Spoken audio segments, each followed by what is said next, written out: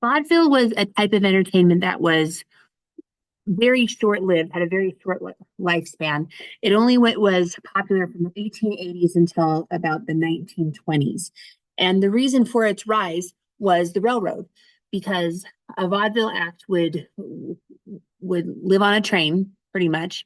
And they would go from stop to stop, get off the train, go to a vaudeville theater that usually had a hotel attached, do a couple days to a week's worth of shows, and then move on to the next stop, which made Pocatello a perfect stop, a perfect place to have a vaudeville theater.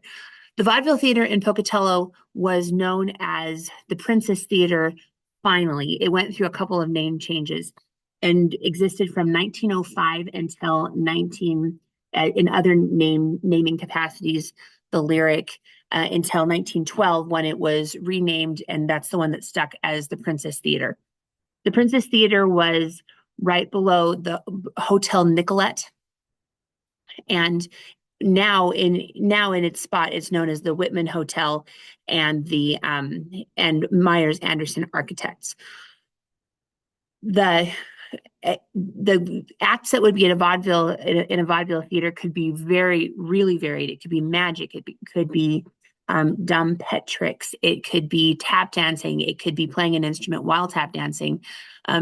Family acts, sister acts were very common. Harry Houdini got his start in vaudeville, and lots of actors who then went on to become movie actors also got their start in vaudeville. So there would be there. Here's an advertisement that specifically mentions Houdini. The when an act was doing well, that was great. When it didn't go well, audiences were known to actively participate and let their displeasure be known, throwing things like eggs and tomatoes. This is also where the saying "get the hook" comes from.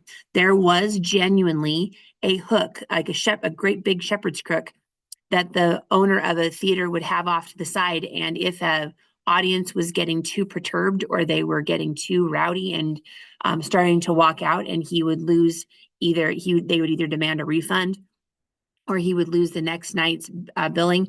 That it was not unknown for a theater owner to take a great big hook like the one on this slide and pull the act off the stage, and then they were done and it was on to the next. But it could be as many as 9, 10, 11 acts in a single night. The movie Singing in the Rain, which shows the transition from vaudeville to silent movies to finally talking movies, has a scene called Fit of the Fiddle and Ready for Love that's also on here. But the reason that the Princess Theater is the most popular and most famous is because it was highlighted in A Star is Born, not the most recent version, not the Lady Gaga Bradley Cooper version, and not the remake before that, but the remake before that.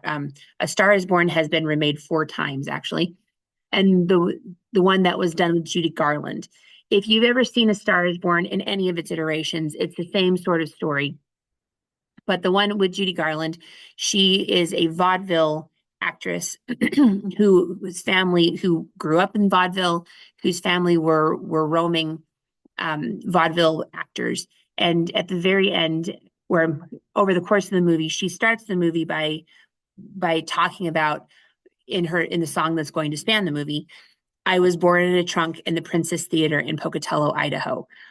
Judy Garland actually was not her. Judy Garland isn't even really her name. Her real name was Ethel Gum. You can see why she took the stage name Judy Garland.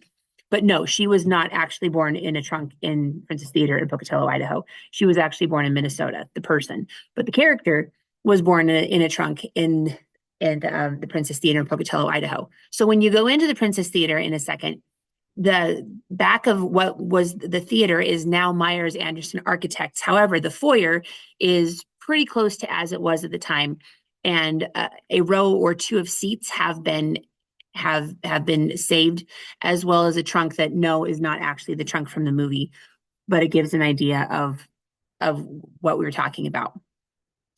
It's it's so steeped in lore of show business that it even gets poked fun at. the show Country Bear Jamboree, which was in Disneyland and it's still in Disney World, has a character named Big Al, who's kind of like a Tex Winters spinoff. And he, until recently, sang a song called I've Got Blood on the Saddle, which scared me to death as a little kid. But in the original cast album of Country Bear Jamboree, Big Al, you can see it on the slide, says, "I was born in a cave near the Princess Theater in Pocatello, Idaho."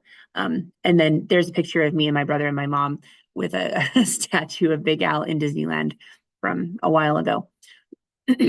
So as you go into the Princess Theater today, take a look at the seats. Take a look at how big they are not. If you have a phone and you want to scan the QR code, you can listen to the song and put yourself in what it would be like to not go to a movie theater or to stream movies, but to watch live action instead.